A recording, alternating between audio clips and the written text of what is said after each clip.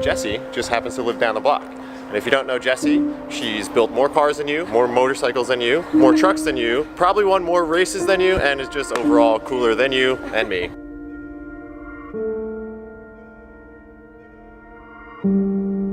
Jessi's gonna try to do this whole thing in one shot, which is what? Well, it's an Ironman. It's 1,134.4 miles. It's more of a mental thing than it is anything else. So as long as I can keep my head in the game, I'll be fine. I have to trust my abilities. Cool. Well, hey, good luck. Thanks, guys. See what you do. Thanks, guys.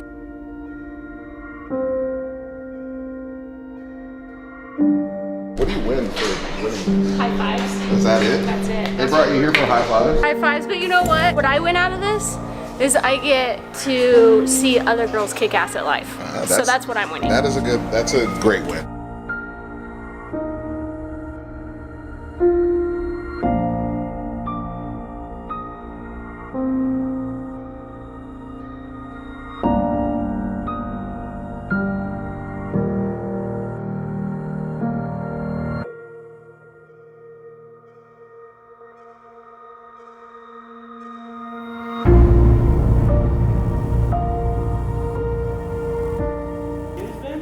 No, it's you. Alright.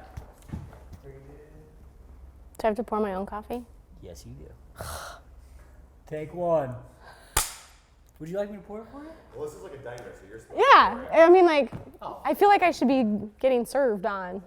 Oh, Zach, you're the best. Tell me when. Well, you tell me when, because you're the one who has to measure it.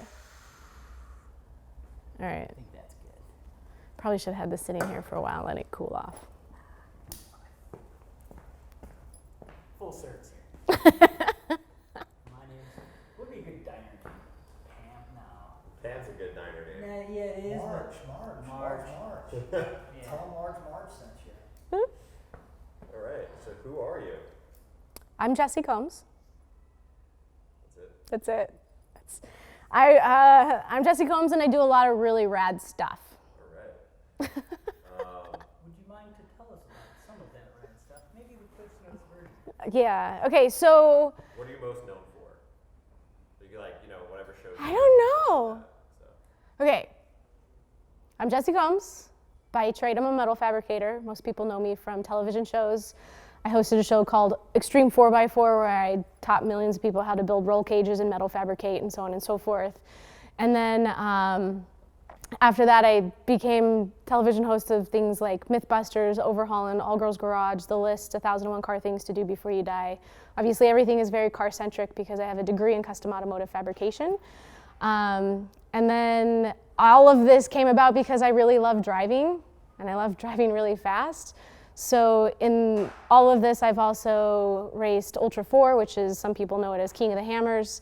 I have a national championship in the spec class, a KOH win in the spec class. I have a stock modified win in the, I have a stock modified win, and I have a stock modified finish in the unlimited class as a 12th place finish. I've podium finished at the Baja 1000 multiple times. I'm the fastest woman on four wheels. I hold a land speed record of 398 miles an hour.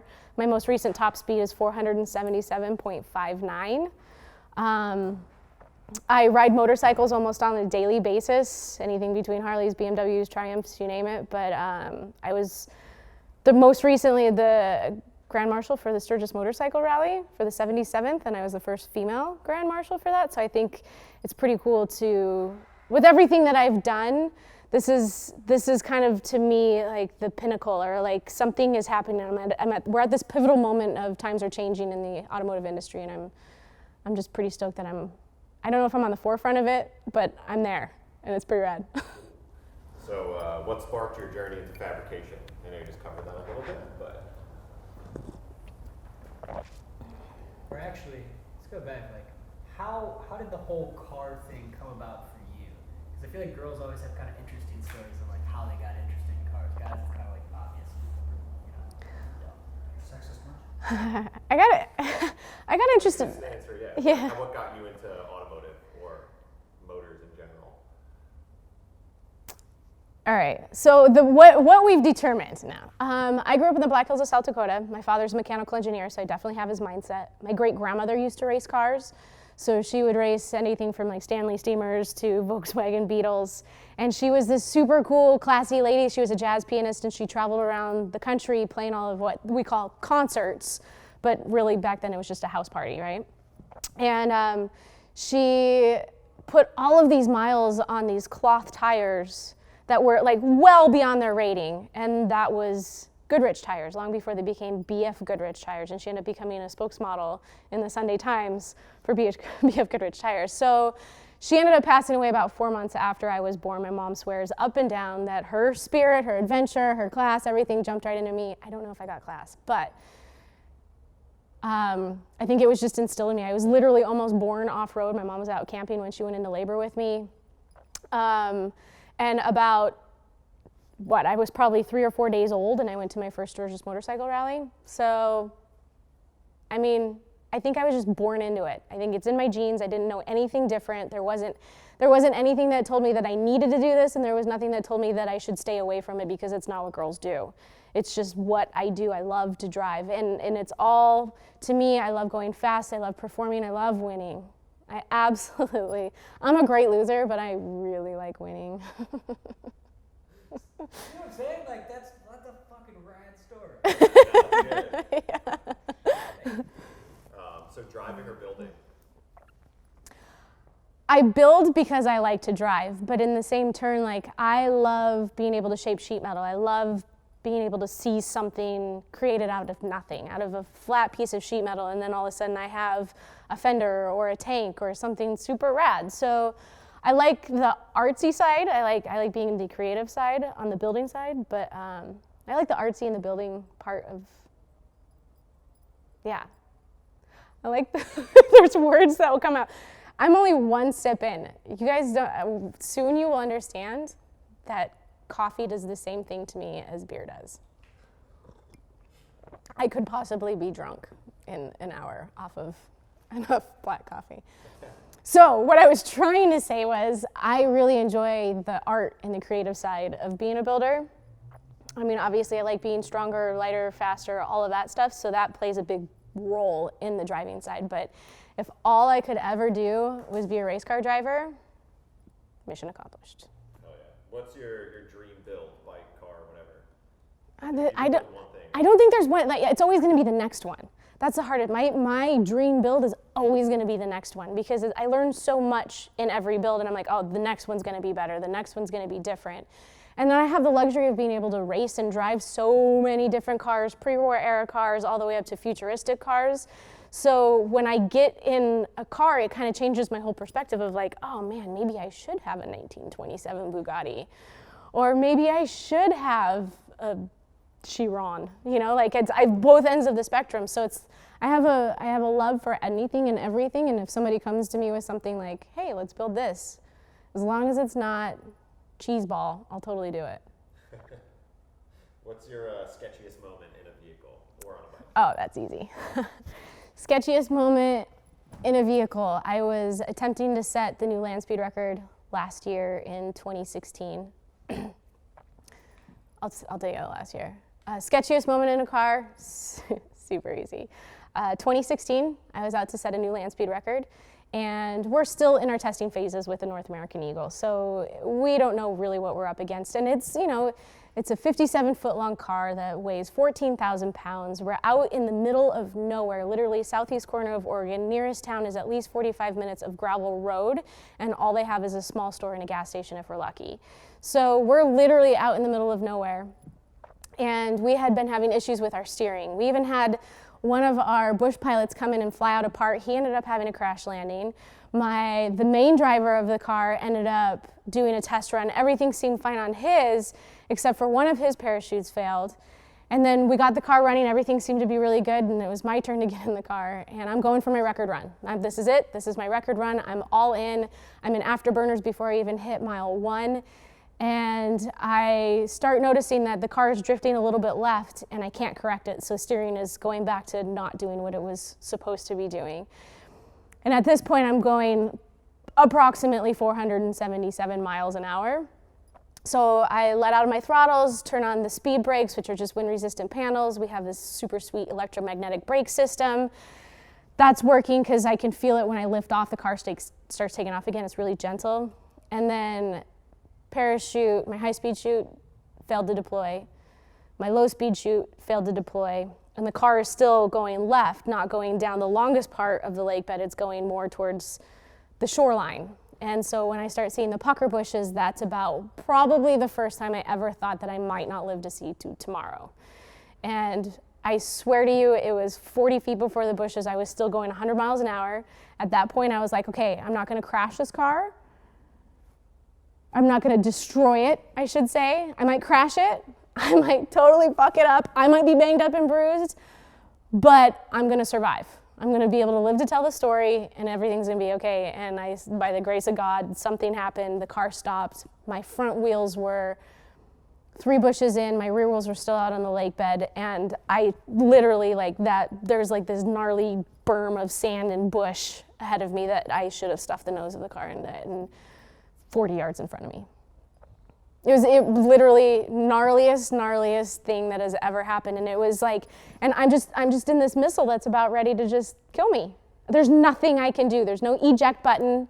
There's, we even have like this little handbrake of just, brake pads and rotor, typical, like simple little setup for when we're moving the car around at shows and whatnot. And I burnt the shit out of that, like anything I could to stop.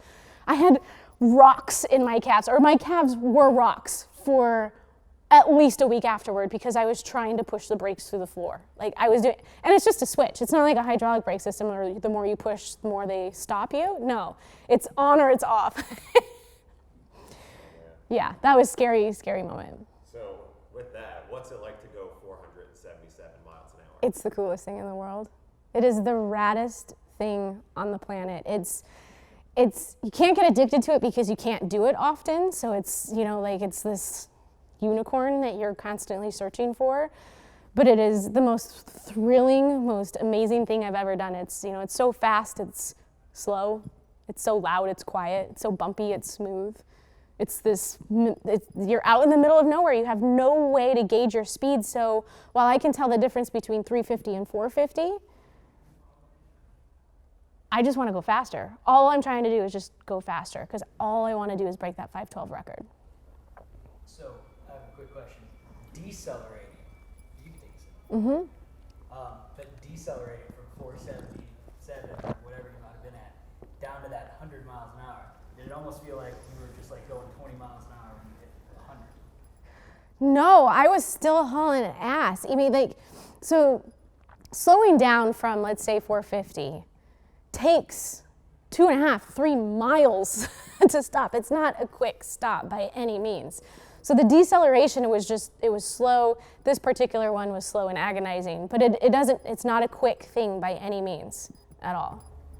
Yeah, so it's not like when you roll off a sport bike and then you're like, I feel like I'm just dragging ass, but you're really going super fast. I think the main reason why you don't feel like you just went 400 miles an hour is because you don't have anything to gauge your speed by. So while you can feel it in your person, your actual visual perspective and the feeling is completely different than being in a normal car.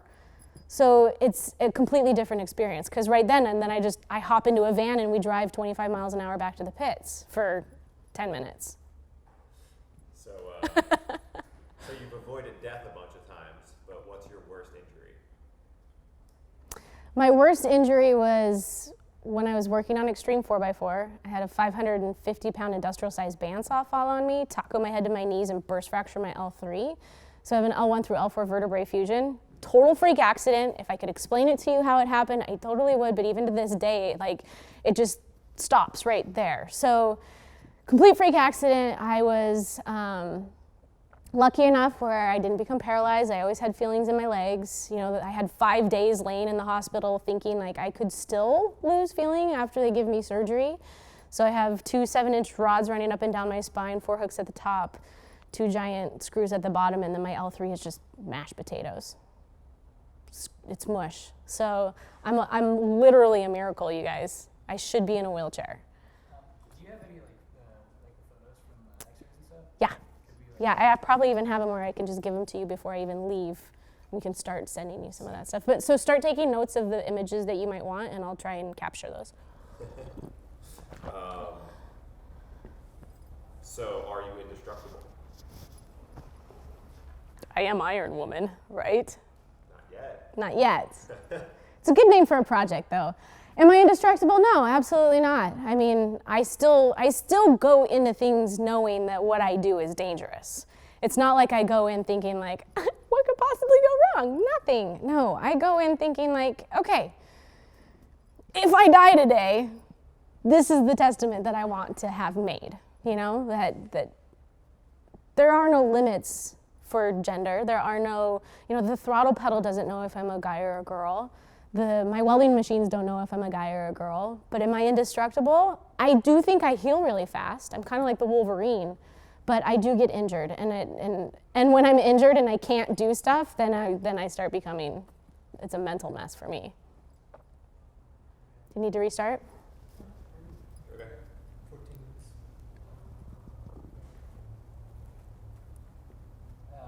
What was your favorite myth to bust? My favorite myth to bust was probably skipping across water. It was a remake of Cannonball 3, where they had a Lamborghini like jump across the water. It was at the very beginning of the movie.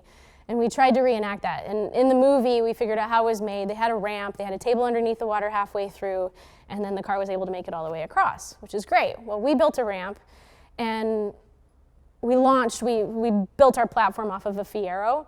So the car launched and it was practically destroyed. And then we had a backup Fiero where we took the jump away and we skipped it across water, and it actually worked. It made it all the way across water. And I think that was probably one of the funnest ones because there was a build involved, and we got to put nitrous on one of the Fieros. And being a Mythbuster was really rad because they kind of made it car-centric during the time that I was there, and I felt really special about that. So we got to do a lot of really cool stuff.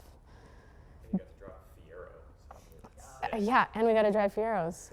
I'm assuming it's like a Countach kitted out Fiero. No, it's the closest wheelbase and weight distribution as a Lamborghini. That was also the first time that I got to drive a Lamborghini.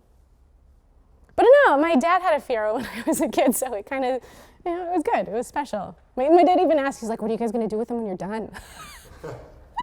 What's your favorite type of racing? Or favorite type of motorsport, car driving, anything? Desert racing for me is where it's at. I feel like there's always a constant challenge of what we're up against for the terrain versus if it's going to be boulders or sand or silt or hard pack or gravel or even pavement sometimes. Like I really enjoy desert racing because it kind of keeps me on my toes, But then that just kind of streams into off-road in general because there's rally racing that I absolutely love. There's Ultra 4, which is a mix between desert racing and rock crawling. So pretty much anything off-road, I'm really good at. Even my land speed stuff, that's all off-road if you think about it. That's all on dirt lake beds. But I'm all right on road too. I think what I'm always chasing after is the desert. Sick. So tell us a little bit about, do you have, how much time do you have left? 10 minutes. Okay. Well, why don't we just do a start stop? Make room. 10 minutes is 10 minutes. Yeah, cool. So tell us a little bit about this year's 1000 and what you want to do, or tell us a bit about It's going to happen. This year I'm going to Iron Woman the Baja 1000, which means that I do not share my driving responsibilities with anybody. So I've secured a truck through Greiser Brothers, which is obviously the creme de la creme and of trophy trucks. And trophy truck is going to be the thing that's going to help me physically last the almost 1,200 miles. It's probably going to get me to the finish line quicker, so when I have a chance to step it up, that's great. I think the one thing that I'm up against is my energy levels. Like, what am I going to be like in hour 24 or hour 30 or however long it takes, assuming nothing goes wrong, right? But, in all 50 years of Baja's history, there's one girl that's Ironmanned it. She just did it last year, Kristen Matlock. Props to her. She's going to do it again this year in a UTV. So she's killing it. But think of in 50 years, not one woman. There's been a few men that have Ironmanned it, but there's not been a lot of chicks to do it. So We're gonna start, I have to think of the women's name.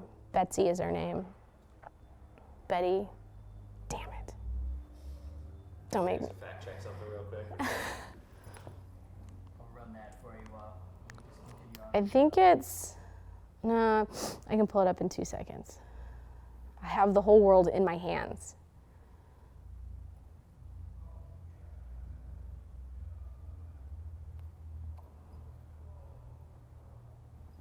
Katanika? What is it?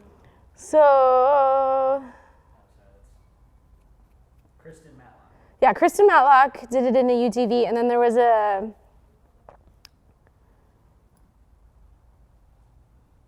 Judy is her name. Anna Jo Cody. She Ironmanned it? First woman to Ironman the Baja 1000. All things. When was that? Just 2006. Sweet. See? On a bike. Looks like Which is even way more gnar. Gnarly. Yeah. 39 hours, 34 hours. So how do you? Are we still working on this question? All right, whatever. We can just screw all that. That's really not important information. The point is that not a lot of women are taking these risks to say, hey, I can last the entire Baja 1000 and I can drive the entire thing. And all we're trying to do is just show other girls what's possible. You know, try and break these stereotypes that women can't do these things, which they totally can. So that's really what I'm doing it for. I'm not going out to try and win. I want to do well. We all know I got a lead foot, so that's going to come into play quite often throughout the race. But in the same turn, like, the goal is to finish, the goal is to Ironwoman it, the goal is to drive every mile, keep it together, and not break the truck. It's always not break the truck.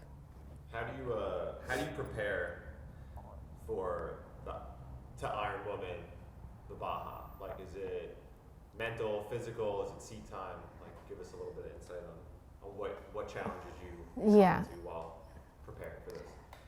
I've never done it, so I don't really know how to prepare for it, but I can talk to people like BJ Baldwin, Kurt Leduc, you know, Ivan Ironman Stewart, talk to them, even Roger Norman, the owner of Score, like, they've all Ironmanned it before, so I have a lot of really great people I can ask and get solid questions from, like, what's your number one thing or your top 5 things that I need to know going into it? You know, my favorite thing that I heard from BJ is finish first, die later. You know, the goal is to finish.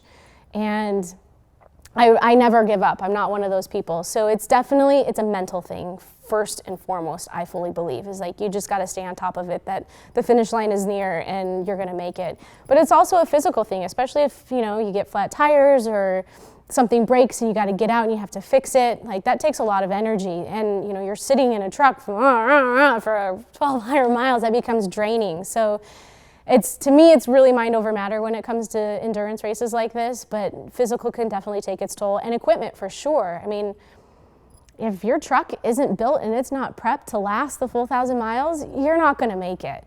So you got to have solid equipment. I mean, it's a combination of everything for it to be a successful project. Can I rattle one off real quick? Yeah. Take a sip of coffee.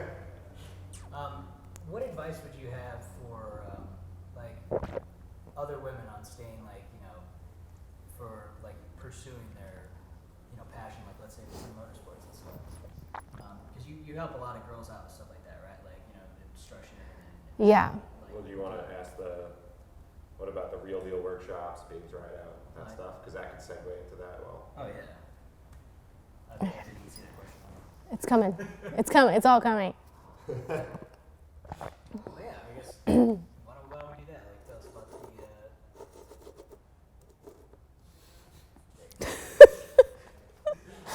Can you tell us about, you know, your real deal workshops? And Yeah. So, let's see here.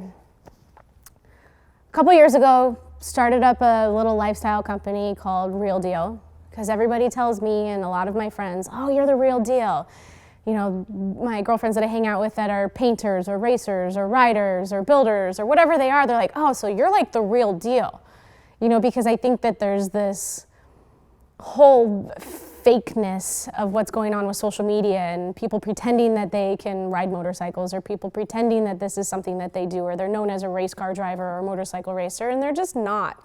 You know, like, you go for a ride with them and you're like, how does this work? Like, how are you truly competitive in this world? And so I think there's this whole false sense of what really is. And it just kills me, because it's like, there's us girls that are really hands-on and really doing it and making a name for themselves and literally bending over backwards and, you know, a lot of elbow grease and blood, sweat, and tears to be able to accomplish what their mission is. And there's all these other girls that are just like, I'm really cute on a motorcycle. So we started Real Deal to really promote and empower those women who are out there doing it hands-on and are really active in the industry. And in a sense, to hope inspire the other girls to become hands-on and to become tangible with their projects and what they're doing. So we go around and we set up our booth. We designed and built our own booth and fabricated it all. We always get, oh, you guys have the best booth award at whatever show we're at. And we do welding demonstrations. We put tools in their hands, let them melt metal together, let them make mistakes, let them see if it's something that they even like. Our goal is to interest them in something like pinstriping or painting or leather crafting or whatever it is, blacksmithing. And so we want to be able to just kind of give them that opportunity to try it without the intimidation factor. And if they're excited, then they can come and sign up for one of our workshops that we have at the Real Deal shop, and we'll do a more intensive day classes, 2-day classes, whatever, depending upon the course itself. And we'll teach them in hopes that they might want to have a career out of it, or, you know, who knows, they might have a little business on the side. The main thing is to let them know that tools are not a scary thing. Yeah. What's your favorite tool? I have so many favorite tools, and it always depends. I would have to say my favorite tool is my TIG welder. I can TIG weld all day long, and it just puts me in this really zen, happy spot, and it's quiet, and it's pretty when it's done. I like TIG welding. Sick. Can we do some quick, like, oh, we're gonna reset right there. Do we need to take 2 on that, or does it matter? Yeah, you want to get it kind of low in between her and the coffee cup so we can kind of see. Yeah, a little lower. A little lower. Soft sticks. There you go. Smack it. That was a good one. Yeah. You're welcome. Sorry, I should have. Let's take another sip if you Okay. Can, oh, No, you're good. I was going to say, like, some of the quick fire off ones, like this or that kind of questions. Oh, all right, yeah. So, all right. Wheelies or stoppies? Wheelies. Well, that's kind of wide. Or wheelies or burnouts. Wheelies, stoppies, or burnouts? Wheelies. Why? Guys, it's just rad. When you see like a Harley bagger at 12 o'clock, or you see a shitty van lifting the front wheels, you see anything doing a wheelie, it's hard to not. And it's one of my favorite things. Like, I don't care if it's a grandma on her scooter and she's crossing the street, I'm like, wheelie! I don't ask her to do a burnout. I'm like, wheelie! Good answer. Sick. Rigid or soft tail? Asking a lady with back problems. Yeah, you are asking a lady with back problems. I like my soft tails. I like the looks of a rigid, but I like my soft tails. I like being comfortable. I like having suspension. I like knowing that I'm not gonna die over LA horrible freeway systems. Yeah. Smart answer. Yeah. But don't get me wrong, like, I love my hardtails. I love them, I love the aesthetics of them, I love riding them, I love feeling that connected to the ground. But when you have horrible roads, they're not that fun. And you know, I feel like I can go faster. 4-wheel or 2-wheel? Daily? In general. 2-wheel. And that's really hard for me to say, because I love all wheels. I love lots of wheels. I love little wheels, but like 2 wheels, especially living in Southern California, the traffic here is miserable, and I don't do well with it. Like, if you ever want to see me get anxiety, like, sit in a car with me in rush hour traffic. It's horrible. It's horrible. Two wheels, there's freedom. 360-degree view of awesome all the time. And you just feel like you're more in control, and it's more fun, and it's more nimble. You can go places that cars can't go. Two-stroke or four-stroke? Four-stroke. Okay. I like two-stroke. Two-stroke has its place, but I don't use two-stroke. I'm not like much of a dirt biker, which is totally weird in that there's not a lot of other strokes in motorcycles. So it typically ends up being four-stroke for me. Okay. Breakfast or dessert? Breakfast. Eggs and bacon, preferred. Thanks. I got, this is a good one. This is from him. What's your wildest Sturgis moment? I don't think that could be said.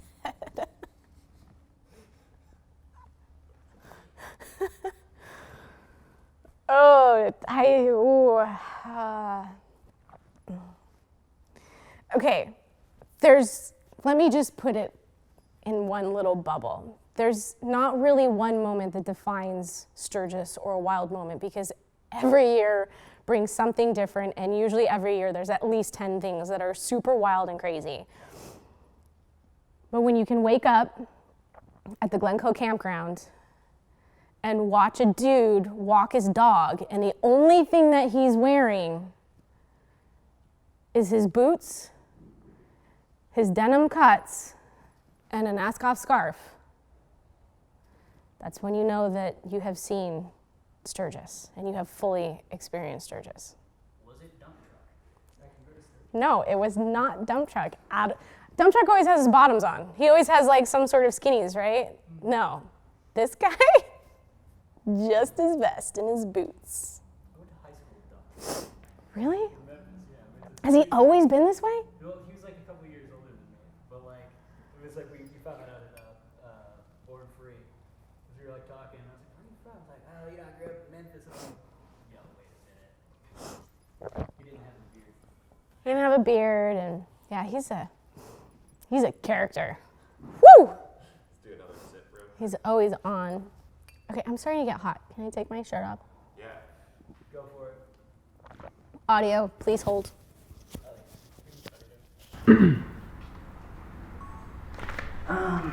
Oh, but you don't want the reveal of the super old Hoonigan shirt? It's gonna be there. You can. I cut. Okay. I mean, because the audio's we're gonna have to relabor.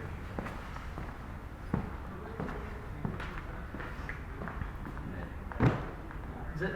That's good. Oh, she moved it already? Yeah. And then if you could just hide your remote behind you.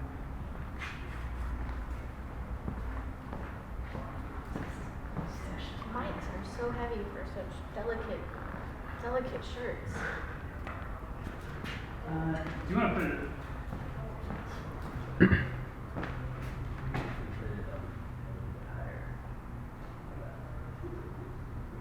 What's that look?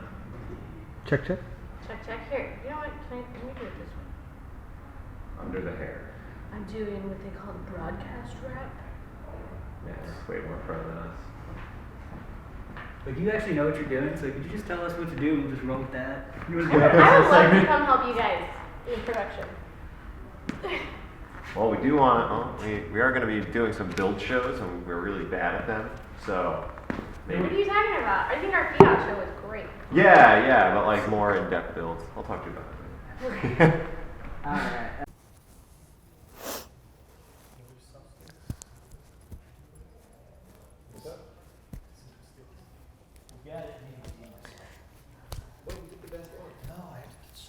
Don't you know soft sticks, bro? Come on, right in her face. That was not good. Soft sticks? Well, it's not. Well, it's quiet for his ears because the mic placement. Quiet. So, because it's in his ears. Yeah, that's much better. What were we talking about? I don't remember. It was wildest Sturgis moment. And you saw a dude walking his dog naked. Well, that wasn't like my wildest Sturgis moment, but that's kind of like. So we need a wild Sturgis story. We're gonna have to do a wild Sturgis. I've been to 31 rallies, guys. We could do. There's one where I probably almost died. That's a good one. I was on a borrowed FXR, and we were going out and doing the Legends ride where there's literally thousands of motorcycles. I'm up front. Roland and I, we break off and we go do a ride through the hills, and we're coming back. And the clutch had been acting really funny, but basically the clutch cable completely disengaged, so I couldn't shift gears. And I'm dropping back down into Deadwood, downhill. We're cruising at this time, so we weren't, thankfully it didn't happen earlier.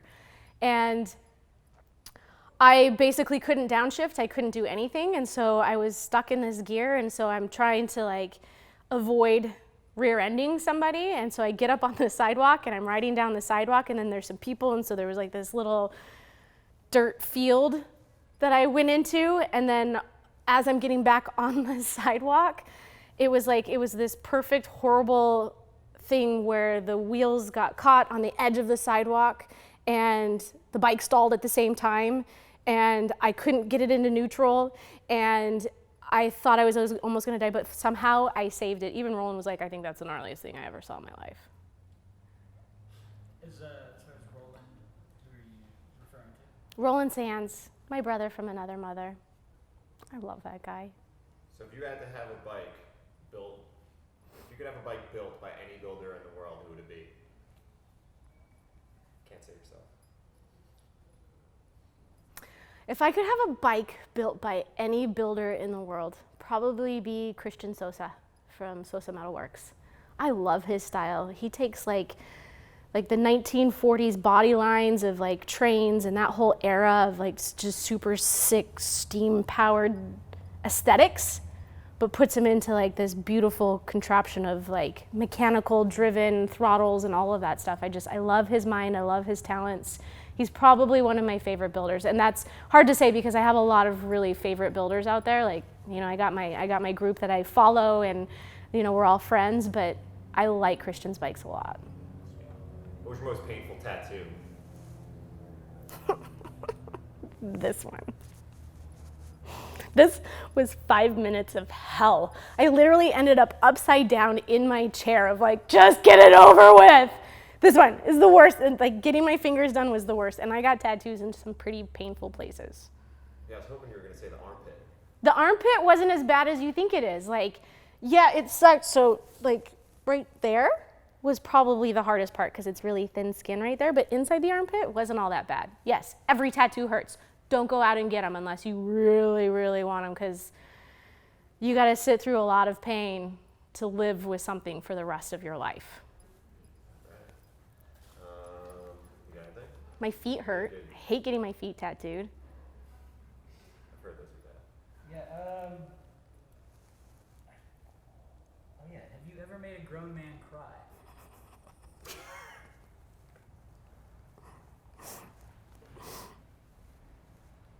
Next question. I don't know. You know how hard it is for men to not be intimidated around me? I don't have a problem with it. I'm just here for a good time, right? I like to race, I like to party, I like to have a good time. But men, they get all weird around me, so yes. I don't know if I've actually made a lot of them cry. Nice. Will we see you at King of the Hammers in 2018? Yeah, you'll see me driving in the stock class. Savvy's building me a brand new stock class car. Super bitchin'. And then at this point, the plan is for me to be driving a bomber chassis in unlimited class, which happens to be the exact same car that Randy Slauson won in 3 years ago. So he became king in that car, so I now have a truly competitive car in the unlimited class. So yeah, I'll be there with my bells on. Oh, this last question, I can't pronounce the name of this. It's one of yours, but I love it. What's Rally the Gazelles? Rally Aisha the Gazelles? Oh man. Is that the most grueling one? And did you cheat? You could tell us. No, I didn't cheat. No cheating. No GPS on the. You're not allowed to have. Okay. How do they patrol that? How do they, come on, between between us, if the cell phone came out, maybe you were like, No, they take all of your cell phones. They take all of your technology. They wrap them up.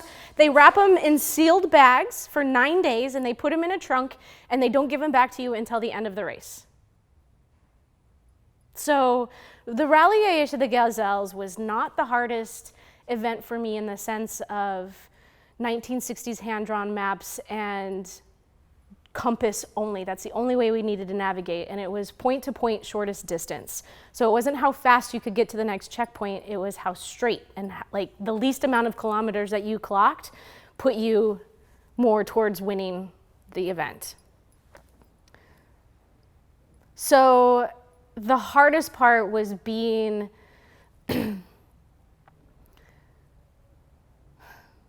lost.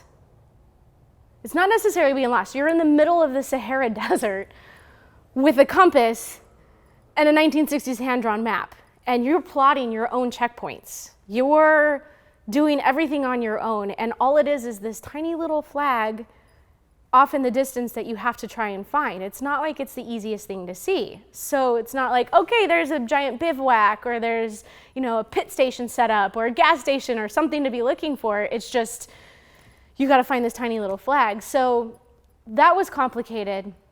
Trusting in your equipment was complicated. Trusting your co-driver was complicated. Like that, the emotional side of it was probably the most complicated part of it. Not so much, I think if a dude did this, because it's, okay, so what Rally Aisha the Gazelles is a 9-day all-female rally race through the Moroccan desert. And so it's all chicks. You don't see dudes really at all. And so it's, there's a lot of moods going on with all of this stuff. And there's a lot of tough chicks that are in this event. But it breaks you down. It makes you second guess yourself. But if there's anything that you really truly need to work on in yourself as a person, something that's been holding you up, something that you haven't been able to get over, I swear to you, the Rally de Gazelles will make you work through it. It will force you through it, and you will become a better person in the end, no matter how you did in the race, because that is a testament of being able to just survive. Sweet. yeah, that's all I got. I could do one more, which would be, is there any type of racing that you don't currently do that you'd like to get into?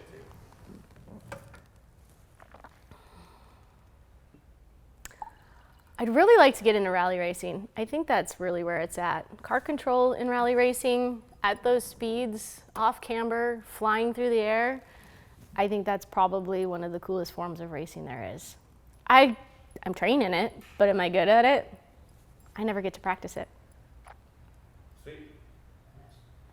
So all we need basically is a sign off, like. I only drank 1 cup of coffee. I mean, you could drink more and just hang out. We need an empty cup for the sign off, No. so it's like it's empty, and then it's over. I mean, but like you can chug that, and then. It's hot. Well, what if she asks if she can stay till she finishes her coffee? Do you mind if I just hang out? Yeah, you That guys, could be the ending, Yeah, that's your sign off. you guys mind if I just stay and finish this cup of coffee? Come on, anybody want to have a? Isn't that what coffee is to like enjoy time with your friends? I'll go get my People coffee. meet, I'll sit. huh? Coffee clash. Yeah. German term for it, coffee clash. It's like people who get together over coffee. Can you just say your name? Like, I'm Jessi Combs. I'm Jessi Combs. I'm Jessi Combs. I'm Jessi Combs! Where's Ron Burgundy? Wait, where's. Yeah. I'm Jessi Combs. Damn, you put the question mark on the teleprompter. Welcome. I was in San Diego last week, a couple weeks ago for the Giant Music Festival. I got to see Tom Petty before he passed away. How rad is that? That's I sick. was so jazzed. And like Alanis Morissette, I got to watch Alanis Morissette. I felt like I was in high school all over again. But yeah, I couldn't help but saying, welcome to the whale's vagina, because I don't spend much time in San Diego. It's one of my favorite lines ever. So good. So good. Good. Alright. Nice. Damn, I'm jealous you got to see Tom Petty. Yeah. He was so old, he's having hip problems, and like I was like, oh man, he's getting old, but it was so cool. Man, dude. So cool. Like I think of the song, Whoa, here she comes. Watch out, boy, she'll chew you up. Why is that Whoa, reminding you here of that? she comes. She's a death cheetah. The camera was off for that one? No, I had to roll. Just leave it rolling because there's probably going to be some golden moments. Yeah. Yeah, and this particular death cheetah shirt, as you notice, is a girl's cut. Does Hoonigan make girls' clothes? No. Did they? Yes. Hey, bro, we're filming here. I thought we were done. Nah, she's got good things to say about this death cheetah. Oh, keep going. I was literally just talking smack about Hoonigan. Keep it rolling. Yes. No, the shirt. So this is a girl's shirt. Does Hoonigan make girl shirts? No, I don't think so. No.